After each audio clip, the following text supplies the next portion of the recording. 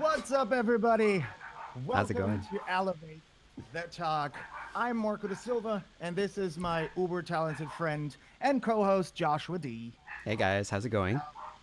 Hi, what's up, everybody? So, we are so excited that we are streaming right now on Twitch, on Facebook, on Mixcloud, and YouTube. Elevate the Talk. It's going to be our home where we just gonna have what we like to call groovy conversations with funky people. And talking about funky people, Joshua, why don't you go ahead and introduce and talk a little bit with us about what's going on today and who is in the green room waiting? Yeah, I would be glad to. So, we actually have two of the infamous Quad Squad DJs with us. And if you don't know the Quad Squad, it is the pandemic rescue squad, basically. We basically have had a number of weeks with these wonderful women DJs. And, basically since the pandemic started, being on Twitch and streaming for countless hours on Thursdays, has really brought a lot of love and light and really developed a Twitch family amongst a lot of people. And those guys are and gals are the pivotal people for doing that. And so, these DJs are no stranger to the community. DJ Deanne's been DJing for, I think she said 10 years now, or a little over 10 years, maybe longer. And Susan ESTHERA for quite a lot longer than that. She's been, we'll get into it in a bit, but she's been basically a DJ for right out of high school. So, this is a really great opportunity. I'm humbled and honored to be talking to these two women, and I think that we're gonna have a ton of fun today. So, Absolutely. Why don't we just bring them in? Also, wait, we have something for our audience. oh We yes. have, go ahead. What do we got? We've got a Google Home Nest Mini, a Google Nest Mini. Damn. Yes, and we're going to be giving that away to one lucky viewer towards the end of the show. So we will let you know when that happens. But stay tuned. You want to stay tuned throughout the entire show in order to have that chance to win. So super excited about Absolutely. that. Yeah. So why don't we do it? Why don't we bring the ladies into the green room? I'm excited. So let's go. Let's All do it. right, let's do it.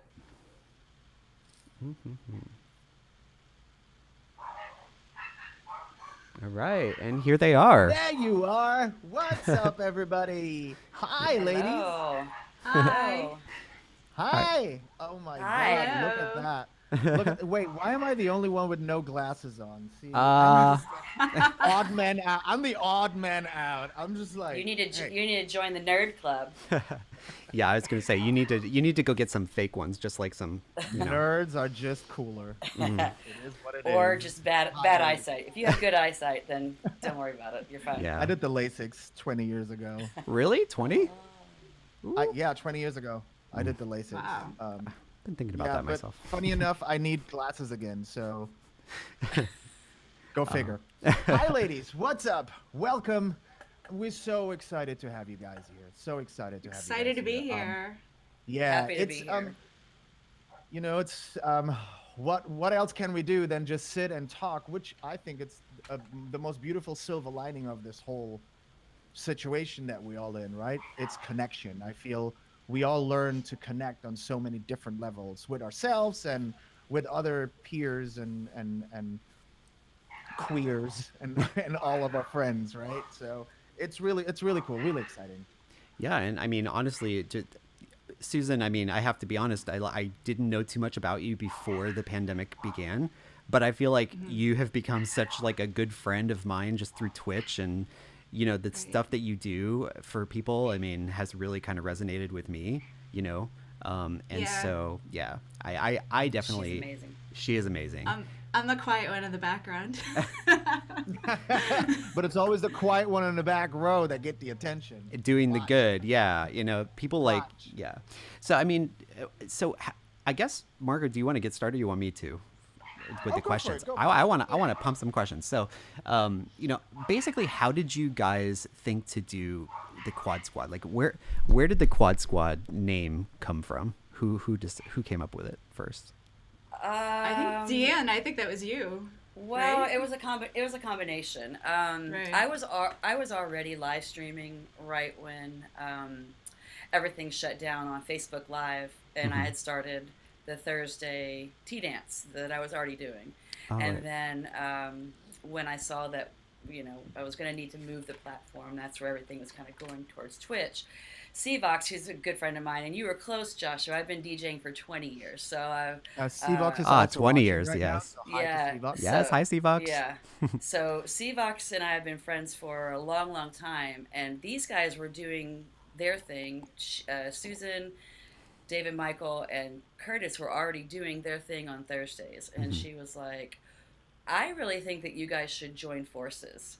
So what were you guys calling it? The trifecta first? So, yeah, it was the trifecta. So we played around with quadrifecta, and that didn't really have the right ring to it. So I don't know. I think it just organically became the Quad Squad. But Cvox is the one that brought us all together. Oh yes, that's so so we true. We have her to thank. Yeah. And yeah, so I mean, Cvox, if nobody knows, what her role has been on Twitch, I mean, she just is like the hostess with the mostest. She comes in and just really pumps people up, and a lot of us wouldn't even be knowing about some of these channels without her. So we owe her a debt of gratitude. She's the Alan T of Twitch. Yeah, Exactly. I'm sure she'd love that one. Right? She's the Alan T of Twitch officially. Officially. Yes. Yeah, that's amazing. Like I said, like Josh said, I met Deanne on a gig, long time. Do you remember which gig it was? Yeah, we did. At the end up, right? No. San Francisco. Oh, Yeah. That's where I met Joshua in person too. That was for Kai. Yep. Heaven, you were playing with Sendel. Mm-hmm. And I believe it was playing... you and I were outside at that little yard. No, at the you're end up right. in San Francisco. Oh yeah, we did. That's the first time. Yeah, that was for. That was the first time. Was it Evan Jason, yeah. Phoenix. Yeah, Phoenix. Oh, you guys were the unlucky ones that got the outside of the end up. Whatever, we turned it. It was Yes, I mean, like you have to have strong DJs for the outside, if you know what I mean. Like people who really know their stuff and can pull the crowd, because after a certain time of day in San Francisco, just no. Yeah. It's too cold. It was was rough. a great night. It was rough. But Marco and I kind of we bonded. It was just it was instant.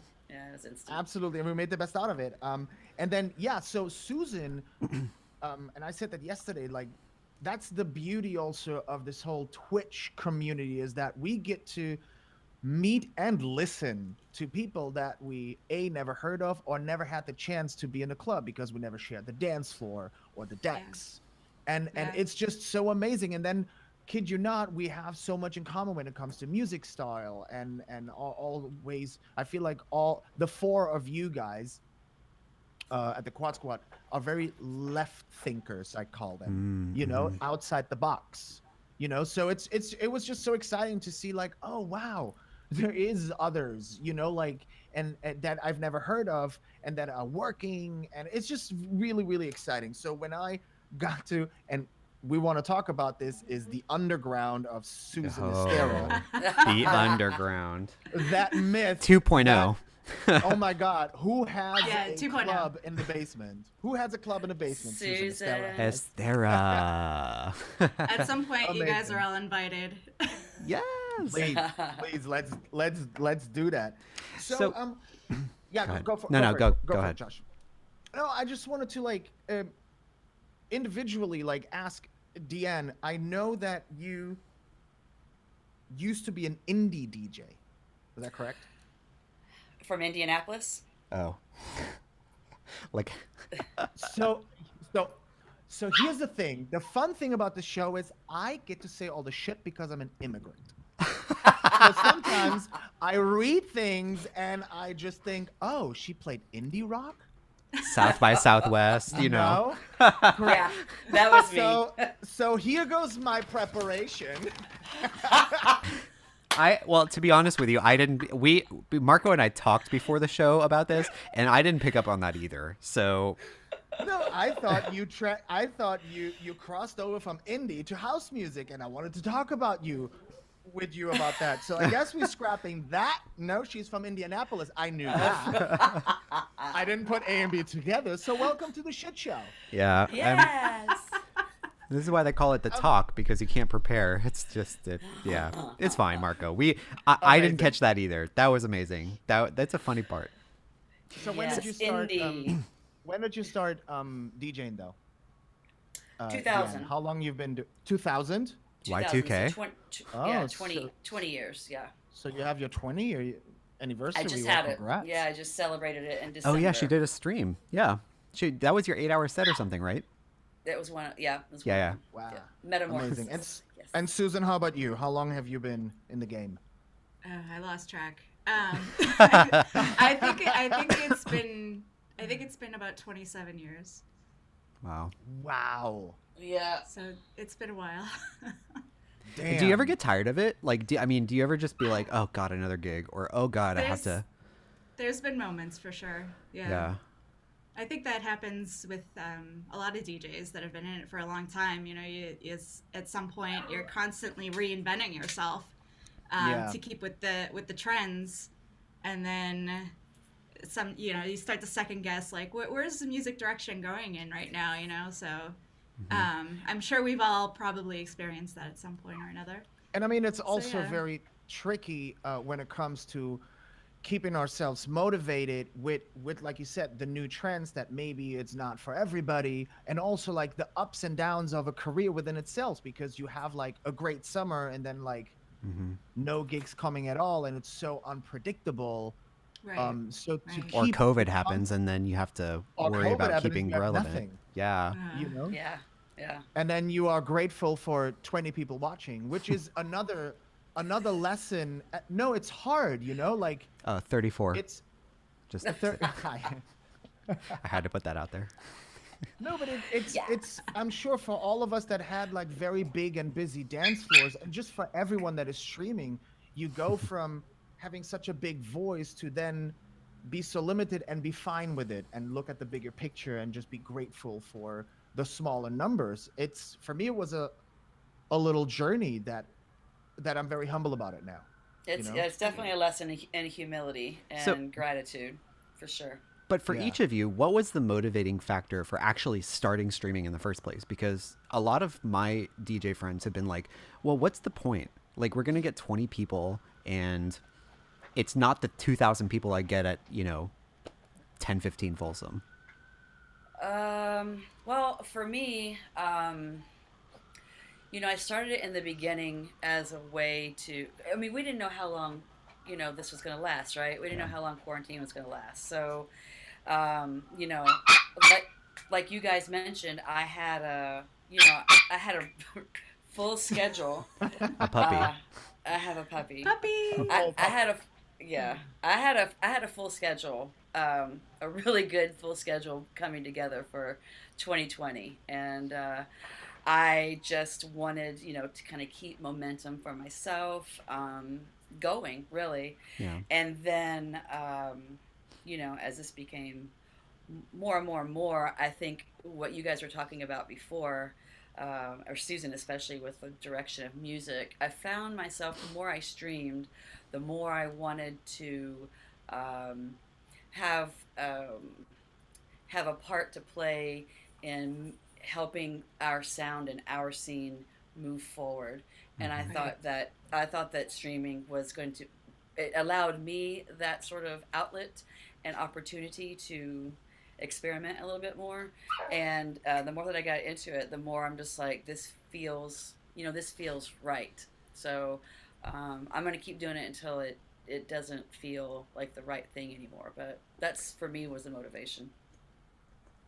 Now, do you guys think that with that, you playing a different sound and introducing different sounds, that the stigma of each individual DJ will change, and it will affect future gigs and future, because they'll be like, oh, she is this style now, she is too underground, she's not vocal enough, like all these things that prevent us sometimes from getting a gig.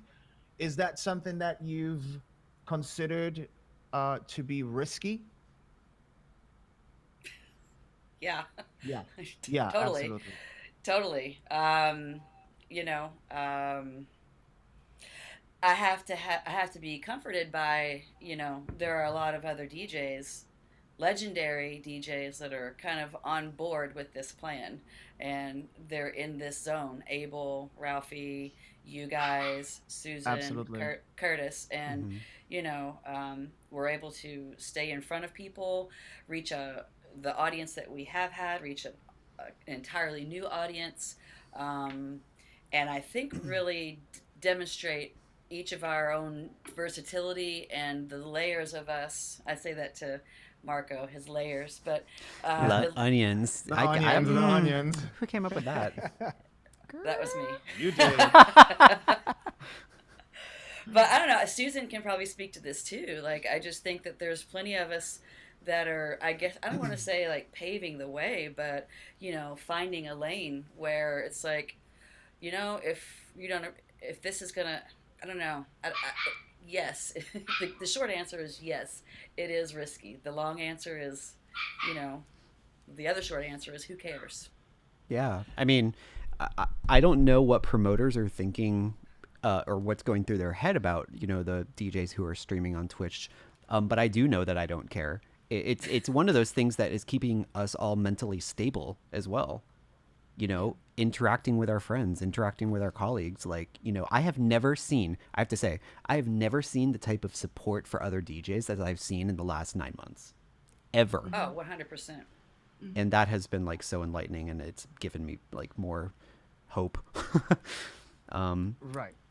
But I mean, has that gone through your head? Like, what, like, am I going to get gigs as much as I was before, or maybe even more now? I mean, which side of the spectrum are you girls on? Well, for me, I mean, I was more local anyway. I didn't actually travel as much as you guys. And I was working AV tech in clubs. So, for me, I don't, Boston is in this really weird place right now. And I mean, one of the big clubs just shut down, Machine, and it's just one after the other. So honestly, around here, I have no idea what's going to happen in the future after all this is over. It's kind of scary to think about, but I hope that the places that are still around it'll be like, the roaring 20s, but it'll be the 2020s, you know what I mean? And everybody will be going crazy and partying, and that's my hope for sure. And honestly, like, I think you've been networking so much that I feel like, and I mean, there was one stream of yours where like my friend Ryan Ramos out in San Francisco, who is friends with a lot of the promoters out there, is like, oh, we have to bring, he's like your biggest fan, like legit. And like, it's like, we have to bring her out. I love her. I cannot get enough of her. Like, so, I mean, in my early career, I did travel more. But I kind of got settled because I had a lot of opportunity in this area for me. And I managed a club for 10 years for a while. And I sort of just did that and DJ'd once a week. So you had a party called Candyland, didn't you, for a while? I did. Well, I had a big party that I put together at Avalon in Boston. Oh, right. Which is, that was like the big mega club in the area. And it's now House of Blues. And oh, right, yeah. They changed. Yes. They had the big epic parties with Chris Harris and Raphael, Gay Mafia. So yeah, I mean, I worked over there for a little while, and I put together that Candyland. It was like a holiday weekend. It was really cool.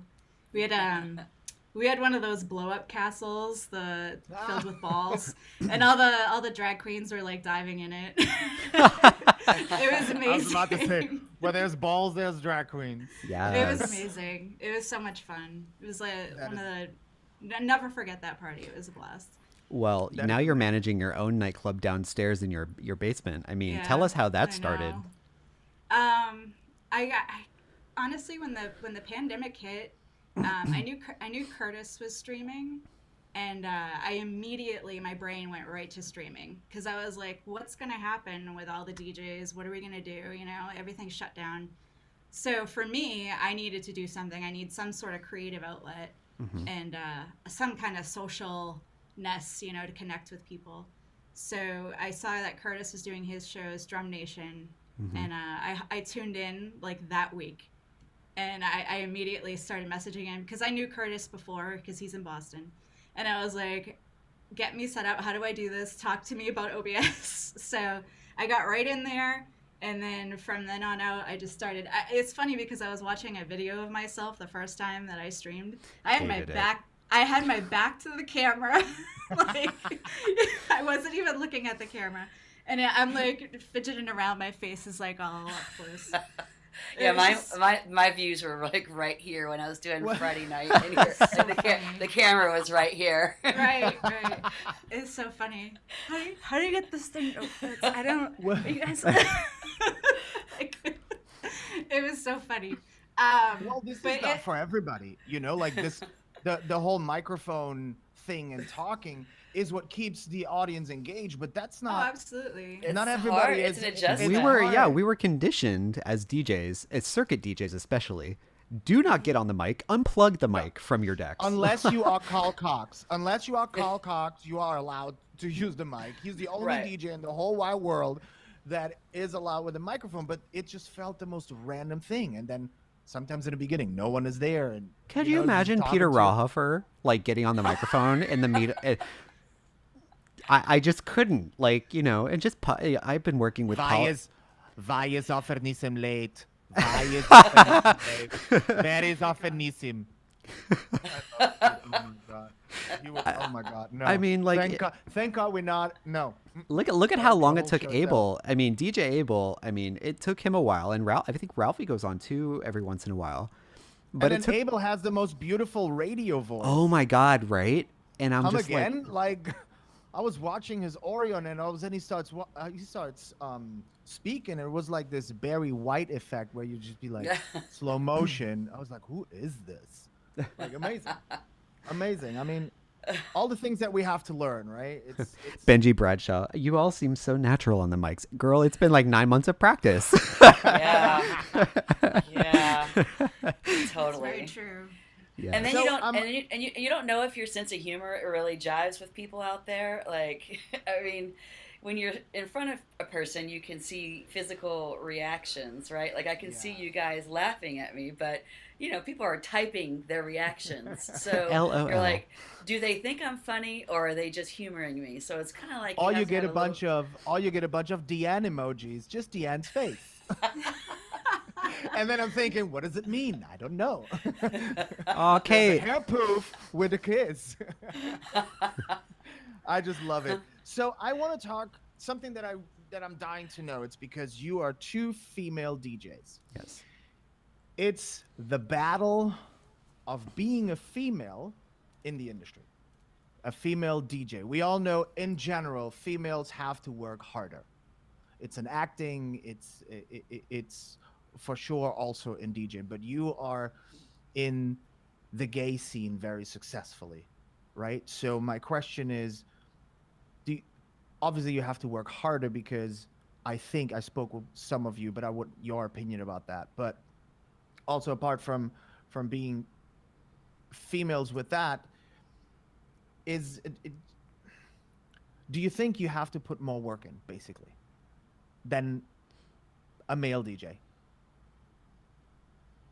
Yeah, and I'll speak for myself. Is like I feel like, especially, you know, even though I've been DJing 20 years, I didn't really fully devote myself to it full time until I moved back down here to Florida. So like 7 years ago.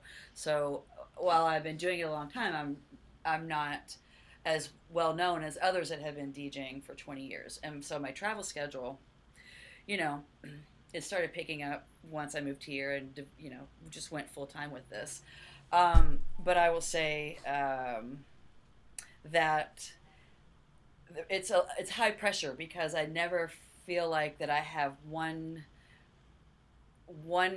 bit of opportunity for error. Like I feel like I have to be perfect because I don't have a look and I don't have that sort of promoter gay male hot DJ sort of thing, that the sexual part of it. So I feel like I have to just nail it every time, and that's really high pressure. I mean, it's I don't know. So in that sense, yes, I do feel it.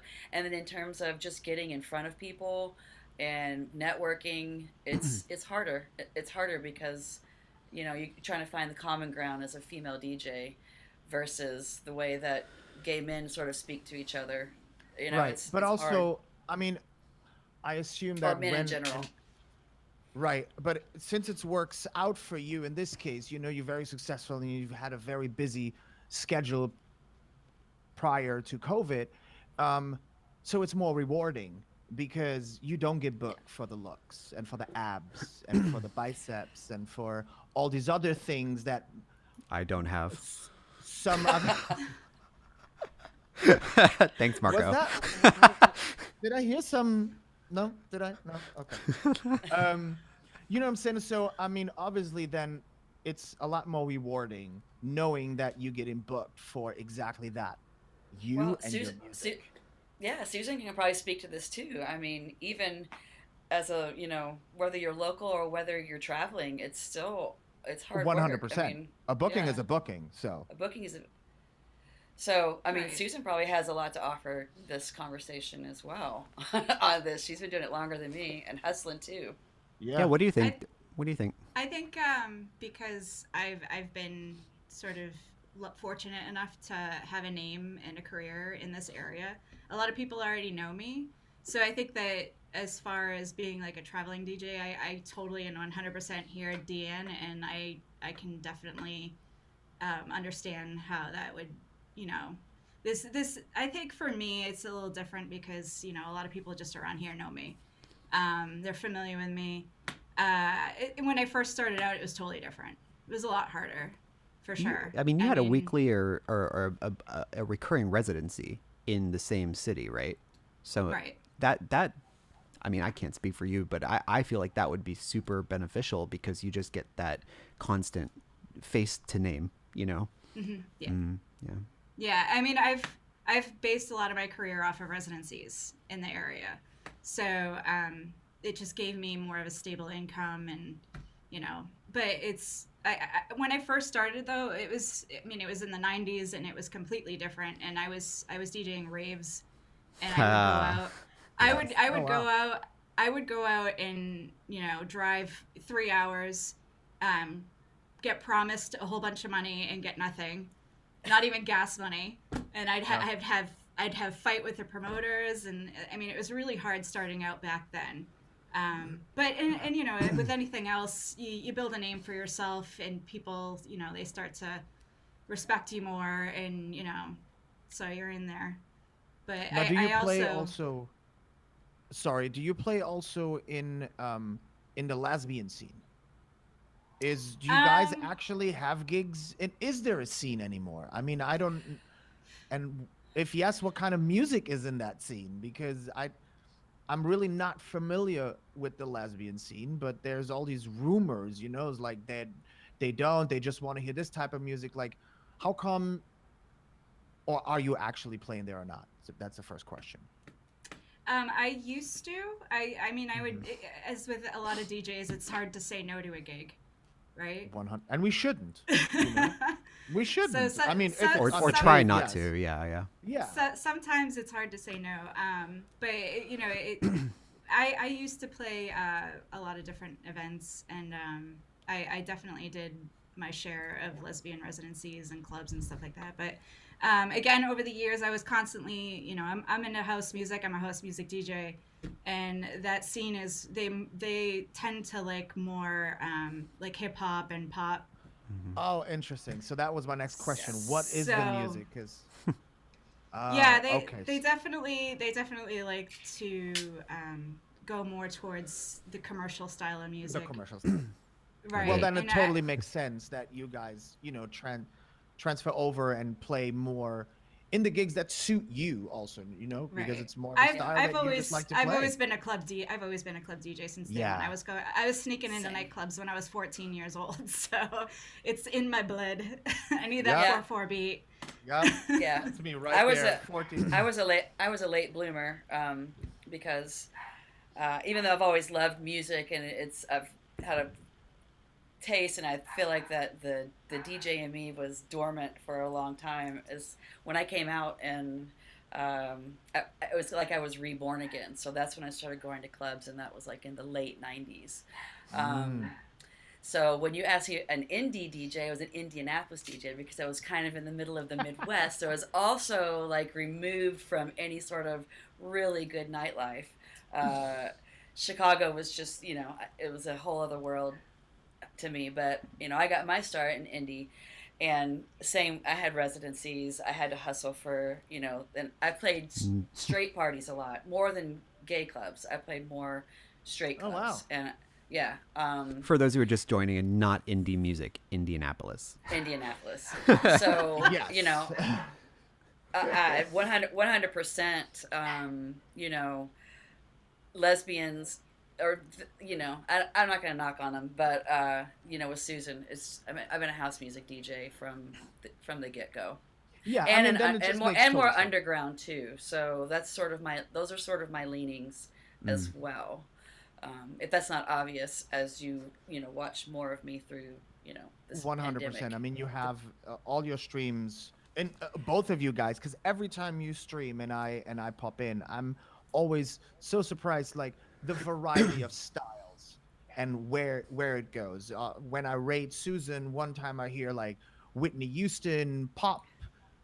Chris Cox makes, and then the next Monday I raid her, it's like dark and underground and it's like almost techno-ish, which is the beauty of what we do, right? And it's because I always say it's spoken poetry through electronic music. We are poets, and we cannot just say the same verse over and over again. So one day we feel this and one day we feel that, and we are able on Twitch to do that with music with no restrictions of like lost the like yeah that doggy, with no restrictions of promoters or energies on dance floors.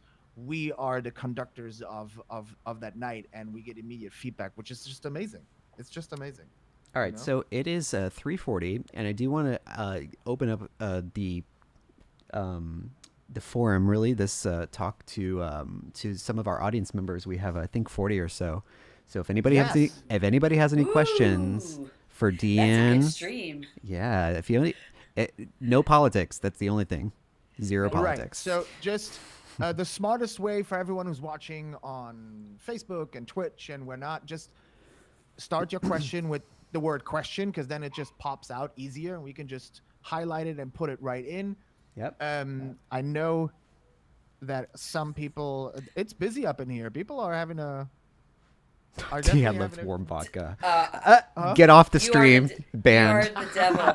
86. Get out. See what I told you? She is an awful human being. Well, so hold on. So like I have to say, like, you've been playing a lot of tech house, a lot of like really groovy stuff on your streams, Deanne. But last night, you played that Bart B. Moore track, that edit of what's it called? Oh my God! She don't remember. Cowbell. She don't remember. I lost my fucking mind. I was running around my room dancing. I was drunk too, but I was dancing, and I was just like you turned it. And so you can play that kind of stuff on Twitch. Oh yeah. Well, that actually was Dee's selection, because But that's okay. I do have that. You were in front of the decks at the time, so I gave a tribute. I did, yeah. I attributed it to you. But yes, I remember that, and there's not a whole lot more that I remember after that. Yeah. I don't think Dee actually remembers either. I think it's all a blur. God.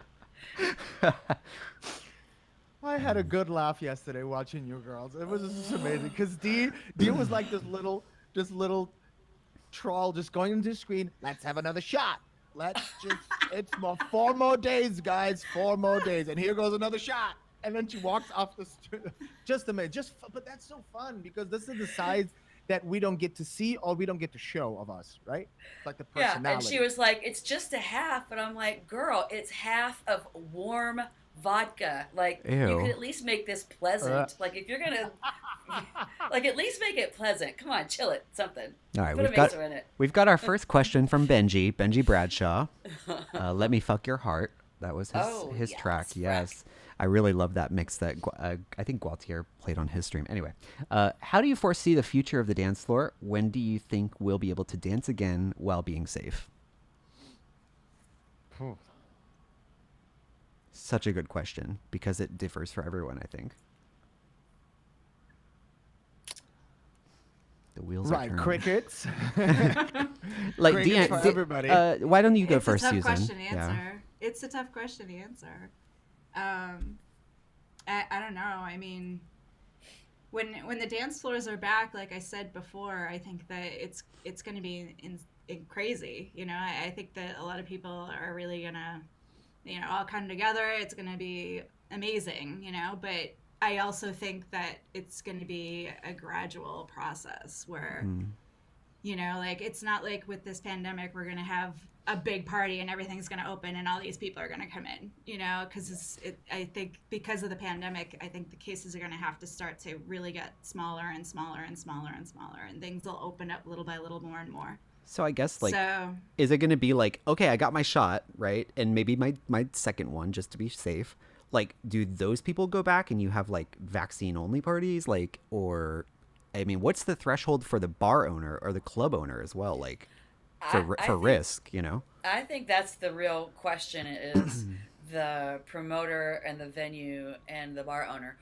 How are they going to behave? Because we're already seeing how people are behaving to the little bit of freedom that they have to go out. Like they're doing it, you know, whether it's, we don't have to go totally into that conversation, but I think people are going to go. And and it's no difference between gays and straight parties. Nope. Like it's happening. Not at all. So I think it's going to be the comfort level of the producer of the party, and my opinion is that like the challenge now is finding a large venue or an outdoor venue, but being okay with supporting the party with fewer people. Yeah. So in essence, I think that the parties will probably shrink, but I don't know how sustainable that is in big spaces. So, you know, if we get used to smaller parties, are we going to go to smaller venues? And then what's the safety concern with that? And what are you going to pay for that? What are you going to pay for that? And then what are we going to get paid for that? And then how does that, it's so up in the air. I personally would like to think that it becomes a little bit more intimate and it kind of feels like a rebirth of nightlife again. And it's reimagined and it's, you know, gets sort of a facelift and it's fresh and people are grateful for the opportunity to spend time with each other with good music or whatever the entertainment is. But well, you know, that's the optimist in me. I'm not exactly sure. I will tell you one thing that I hope comes out of this is a huge lesson that every single DJ who is a full-time DJ has learned is that you guys have no protection from the government or from anybody. And that needs to be where the music industry really puts their muscle behind, is like finding a way to have insurance or like a backup plan of some sort. I mean, businesses have them. Why can't DJs have them? I mean, union members have them. Why can't DJs have them? It's a question to ask. You know, that concept of a union for DJs has been in the ether for as long as I can remember, but you know, no one's kind of stepped up to the plate to make that materialize. It's just very tricky, you know, coming from the dance world where we have unions. Yes. And there's no union for choreographers, and I mean, still you work at scale, right? Yeah. So it's such a beast to start, and if you don't have the backup, you know, because it's not a job that two people can do. Right. To start a union for DJs, and you know, we're talking about our immediate community, right? But I mean, why hasn't there been a DJ for general in the straight world? And because I guess it's just not that easy. And I always say I wish there would be some guidelines that everybody would respect, but that's just also difficult to judge because everybody has a beginning and everybody needs to do that free gig and needs to do that low ball gig to just get an audience. And yeah. so, you know, like it's that fine line because, I was too privileged that I didn't have that struggle because of my career before. But I am very aware that that's not the case with most of the DJs. I understand that they have to undersell themselves just to get an audience, just to go out there, right? But Hmm. it hurts just the bigger picture. It Well, hurts the bigger picture. we have about 15 more questions. Go for it. We really stepped in it for that one. We should not have. All right, so let's see. Well, we've got. What do we got? I got Adam has a beat. Mark DeMarco. What's up, Marco? Yes. Do you think once clubs reopen, it will be a different crop of DJs, or at least let different styles of music from these DJs like play? Let them play whatever they want, basically. Well, not whatever they want, but within reason. Interesting question. What do you think, girls? I think yes to both. I think there'll be a new crop of DJs from Twitch because more people are getting exposed online via live streams and showing the world their talents. And what was the second one? I forget already. Do you think that a different style of music will be accepted? Oh, well, that's another thing, and I think a lot of us DJs are out there pushing different sounds and playing with different sounds to see what gets more attention, what people like more, what I personally like more as a DJ. I mean, I've been playing more Afro house, and I'm like obsessed with it lately on Tuesdays. Yeah. So I like that a lot. And then there's a lot of different genres out there that I'm diving into that I think, and I'm hoping that we'll be able to carry over to clubs once things open back up again. I think it would be great. Deanne? Well, I think that's been my challenge because you guys are circuit DJs too, and Marco is sort of anti-circuit, like he's circuit but anti-circuit. He has his sound, which is not, it's. I don't think he's anti-circuit because No, he does play some. I he mean, plays I some of the moved big on tracks. from circuit. His sound is bigger than It's that. evolved, broader, yeah. yeah. It's broader. That's what I mean by that. I said Peter Rawhofer was anti-circuit just because he was beyond the sound. That's what I mean by that. Not negative, but Yeah. being that kind of DJ, I mean, I liked having a variety of gigs because especially being an after hours DJ as well as a primetime DJ, because that allowed me to already sort of dive into the more underground leanings that I have. But when you're playing primetime and in the audience that I do have is conditioned to one sound, do I feel like that there's going to be this revolutionary left turn into a global sound? Probably not, but my challenge has been to try to find and develop my own comfort level with a sound that I feel like I can bridge the gap between the two and start to move that sound forward. And hopefully, it will inspire other DJs to, if they desire to, to move beyond that sound too, to incorporate that into their sets. And you've got to feel it. You've got to feel it before anybody else can feel it.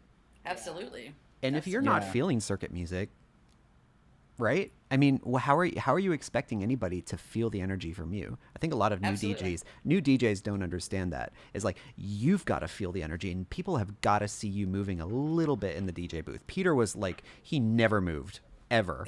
He was a genius, so he got a pass. But like, if I don't see you moving in a booth, I am not. I just can't move with you.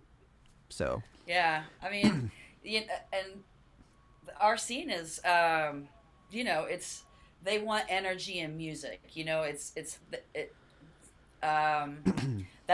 the challenge, because our audience wants the energy and music. And while we as DJs, the four of us and other DJs can find that energy in a broad, collection of sounds, it doesn't always translate in big room settings and things like that. So, again, the optimist in me says, yes, something's going to change. But the realist in me is like, I'm not so sure, because it's a promoter thing too. Like, that's when it comes down to. It comes down to promoters. I've been my personal experience, I've been told on the decks to change my sound when the dance floor was packed and hands in the air. Yeah. And getting text messages, oh, I love it, but I was told to change to more vocals or to whatever it is. So it really comes down to the promoters that need to trust where the music is going to, or need Right. to trust the DJs. And Right. most of the time, unfortunately, we get booked for an image and not for the sound. And because we played at these big parties, so then when we play our sound, they are a little Okay.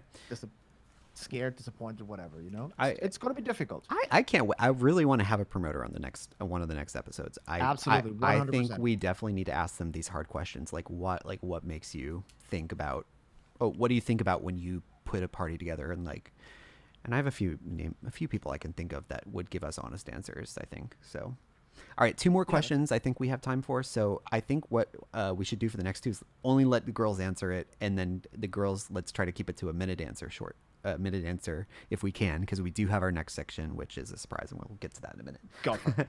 All right, so I think the next one, let's see. Oh, here's a good when and if you go back to if you go back to club DJing, will you also continue to stream on Twitch? And that question was from Pyro Lionheart. Absolutely. 100%. At the club, right? Nice. I will continue to stream on Twitch from the underground. Okay. And I've also been thinking about streaming from the DJ booth at some of the venues. If you get permission, obviously, from owner and promoter. I think it would be really cool to have that like interaction. It's just all about more self-promotion. Yeah. And what you're doing. And bar what you're doing out promotion. there. You know what I Right. mean? I feel like I feel self-promotion, bar promotion, all of it. There's nothing really negative about it. I would absolutely do it. Continue to do it, 100%. And so I'm gonna keep my Deanne, keep my comments. Yeah, I think so too. I think that the obvious thing for a traveling DJ is to incorporate that into the event, and then the weird thing was, and I have 1 minute, so I'm gonna cram it into 1 minute. The interesting thing is that I'm a producer too, and my head has just not been in the game to actually make music, because I don't know what I want it to sound like right now. So this has kept me creative. So I've got to find time for that too. So yes, I will continue streaming, but whether it's out there and then into Twitch, I'm not sure the logistics of it. But yes, I will maintain that connection with my audience. Nice. Yeah, there's definitely a lot of there's like a lot of relationships and friendships that we've built on Twitch that I cherish, and I'm not going to just be like, peace out. I'm going to continue. I'm going to continue on. Everybody on Twitch has just become like family. It's my sanity, as I'm sure for a lot of you guys. So I value that a lot. Absolutely. And DJ Curtis Atchison, he is also part of the Quad Squad, so we will be seeing him in one of our future episodes. Yes. All right. And so just putting that out there, feelers. All right. So next question. How do you feel you have improved your skills? Now you are not only playing different genres, but the tech part and so many challenges that Twitch presents. Lights, everything. Literally, you are the club. So Right, and we would not exist without Joshua D. well, come on. No, that's not true. Deanne has greens and everything that I did not help her with. So yeah, I mean, we all know, like, crash course, man. And what I was doing in the beginning, I'm definitely, not doing now.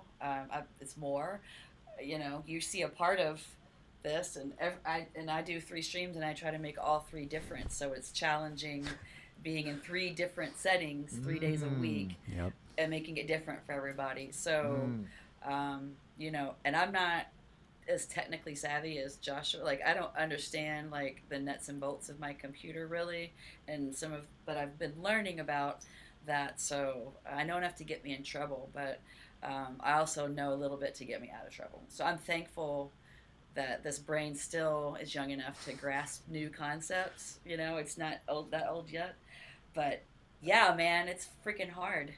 Susan knows. Susan, what has been Yeah. your like most technically what have you surprised yourself with? Like what have you learned during the pandemic like streaming wise that you just were like go me?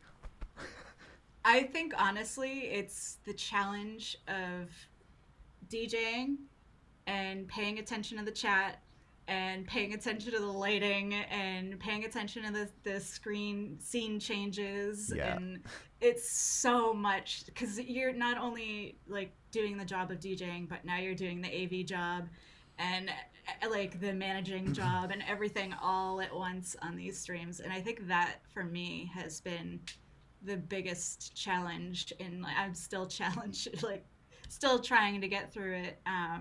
But yeah, I mean, I had a little bit of a leg up technically because of my background in AV, so I actually really enjoy, I really enjoy a lot of it.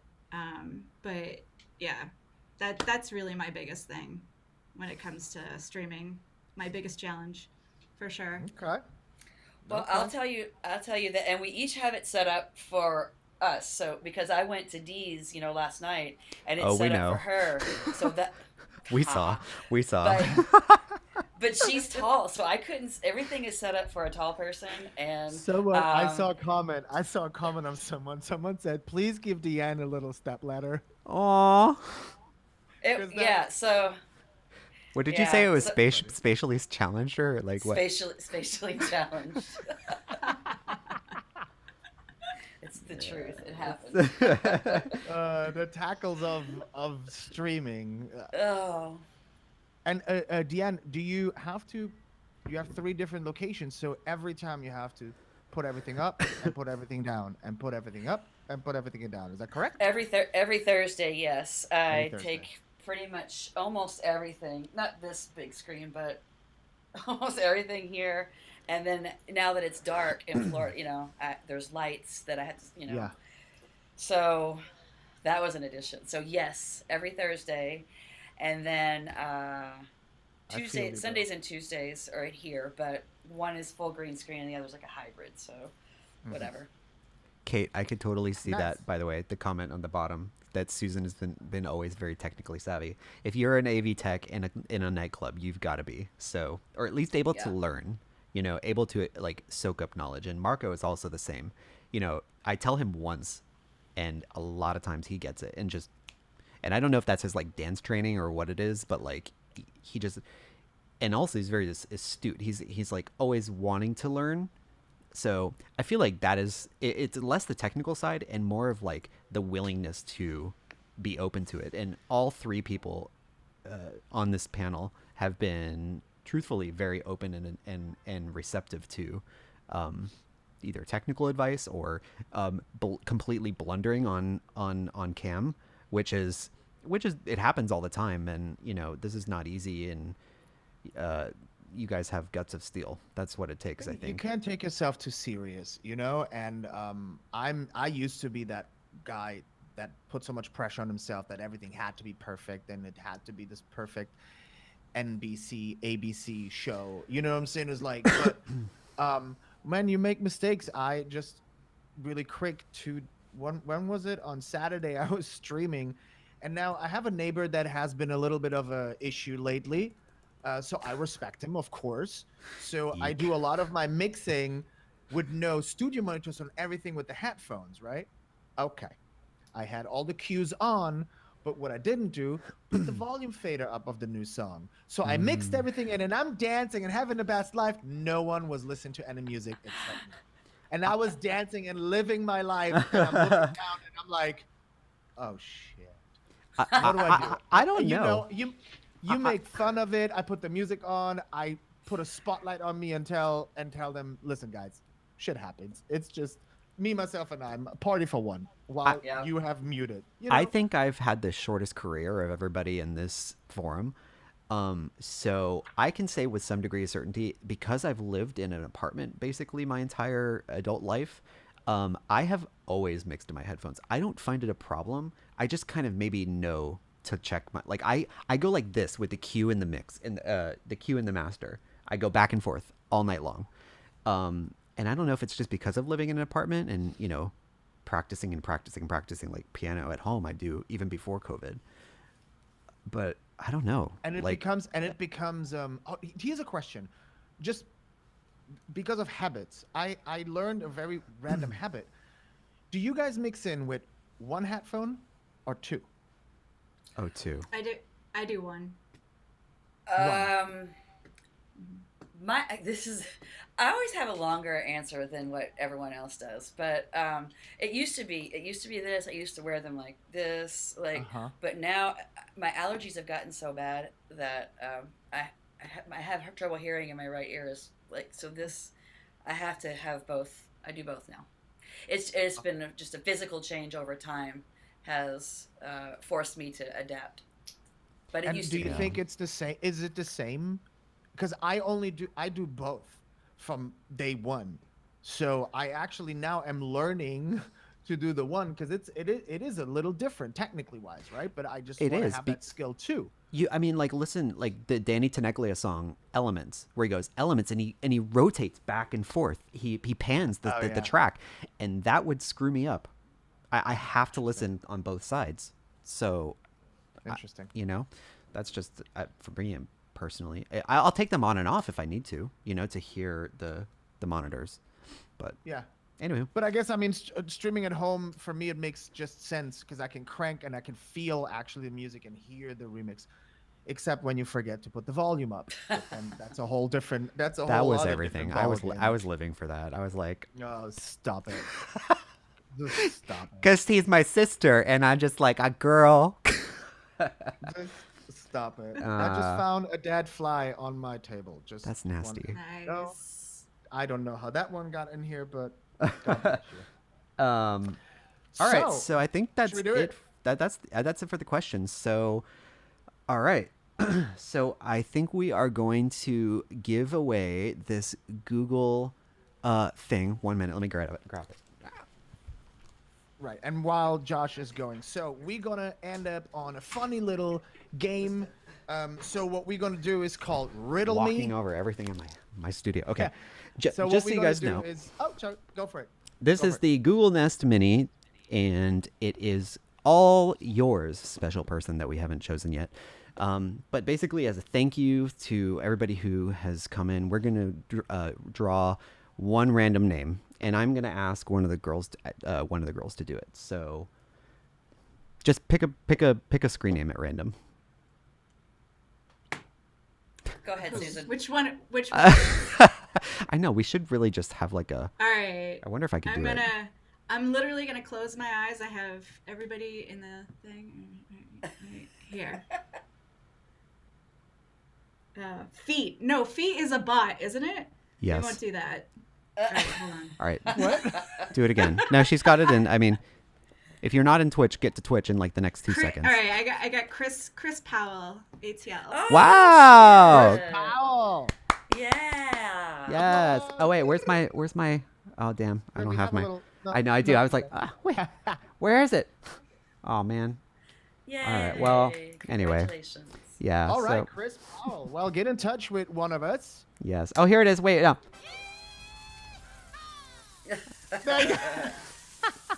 Get into it. All right, so so I will yes, Chris Powell ATL, please reach out to me and give me your street address and I will ship this out to you on Monday. Awesome. And don't expect that for every stream. That was just a kind of inaugural stream giveaway. So thank you guys, girls, so much for coming in and agreeing to chat with us. And I couldn't have been more fun, honestly. Yeah. Yeah. Thank you for having us. Love being here with my spin sister. Oh. Yes. And just a My little spin sister. promotion for you guys. Susan, just go ahead and tell us when exactly you stream for the viewers that are not on Twitch and want to go on Twitch and want to check you guys out. What is your schedule on Twitch? Well, first of all, if you're not on Twitch, I don't know what you're waiting for. Second of all, sign up. It's free. We're all there, and it's amazing. So I'm on Tuesdays. Me and Deanne are both on Tuesdays. She has her nooner show. And then I go on at 3, and that's Eastern Standard Time. And on Thursdays for Quad Squad, I go on from 10 to midnight Eastern Standard. And on Saturdays, which is tonight, I'll be on at 11 p.m. Eastern Standard, and I go till whenever. You do go whenever. You do. That you are the Yes, you do. When we were doing the tech for this call, like she's like, I don't know if I can wake up that early, guys. Like, I was like 2 p.m. It's very true. It's very true. That's awesome. No, my sleeping is all over the place, but yeah. And you, Deanne? Well, she mentioned Tuesdays. It's a new stream. It's at noon. It's called the Nooner. That's like, she didn't mention genre, but Afro house, deep house, little funky disco, daytime stuff. And then Thursday, Quad Squad, First Lady of the Quad Squad at 6 p.m. And that's like fun house music. And then we dip into the anthem era of the 90s and 2000s for part of the show. And Thursday is just, crazy fun all the way around for all, we're all for there. And then Sundays, as part of Sunday Fun Day, I do a tech house stream, and that's at 8 p.m. called Blueprint. Awesome. Yes. Make sure that you guys both send me your new streams, by the way. I do keep a calendar for everybody who's watching of all the streams. So if you have a stream out there and you want it to be on the calendar so that everybody else knows, please send it to me. I'm more than happy to add it. And I'll put the link. I'll put the link in the description of the videos that get put out to Facebook. Awesome. Well, Thank you. awesome. Yeah, of course. Anything I can do. So, I think our next. Do you want to announce our next? Not the date, but who our next guests are going to be, Marco? Well, we had the women of the Quad Squad. So, what we're gonna have next is the man. We're gonna have Curtis Atchison and David Michaels.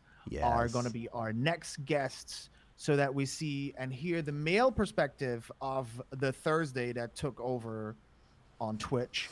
Because Thursdays is yours. The Thursdays The is Thursday yours. sensation. I mean, you guys, Gabriel and Dresden knows about you. Anyway, it's just. They what? They do. They know about the Quad Squad. Really? At least Dave does. Yeah. Who was Yeah, that? I got Sorry, rated. didn't I get got that. rated by him. Yeah. So By you. whom? Susan did, and also I think Curtis did once. Curtis is more than once. I Yeah, think. more than once actually. Yeah. Who are we talking about? Sorry. I didn't- Gabriel and Dresden. They're like trans DJs. Oh my God, Marco de Silva. We're gonna have to educate See? her after But the that's stream. the beauty. Now I know who they are. Now I gotta go and check them out. You really do though. He knows Gabriel and Dresden. Yeah, know you- the I mean, you do know. productions. Probably if I probably The if I music, for sure. See here. Yeah. Yeah. All right. Well, it has been so much fun, ladies. Thank you so much. Amazing. We will let you get back to preparing for your stream tonight, Susan, and I will be tuned in, and I hope everybody else is here too. So thank you, Awesome. Thanks. and thank you so Thanks, much for guys. you, the viewer, Thank to you. watching, and we will see you next time. We're still strong. We're still over 30 people up in here. Ah, so gosh, thank you should we guys. rate someone? Oh, I feel like we should How do rate. you rate We someone? should, we should totally You rate should totally somebody. rate Yeah. somebody. That's All right. what the whole. Yes. That's what All right. Twitch So is- what we're gonna do? Okay. So Marco, go on your Chris Cox Twitch. is on. Marco, go on your. Oh yeah, let's rate. Chris Oh, okay. So Cox. Marco, let's you go on your Twitch on your computer. Here goes the technical. Yes. The technical side. Dashboard. Let's go. Dashboard.twitch.tv. Okay. I know. And Bear then with I us, do guys. what? We are going to be bringing you to Chris Cox, and he has amazing music on Saturdays. Boom. Raid Chris Cox official, right? I think. Yes. Yeah. Is it? I don't know. Let's see. Boom. Yep, you got it. Yes. Wait. We're gonna have 2 raids. He's gonna be like, "What the hell's going on? Am I actually getting raided?"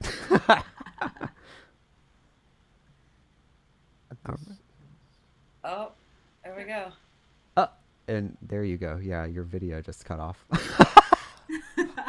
right, guys. I think Marco is. If you're on Facebook, go to Chris Cox official, Chris COX official on Twitch, and surprise him and be like, "I'm from Facebook, and I wanted to support." It's gonna be great.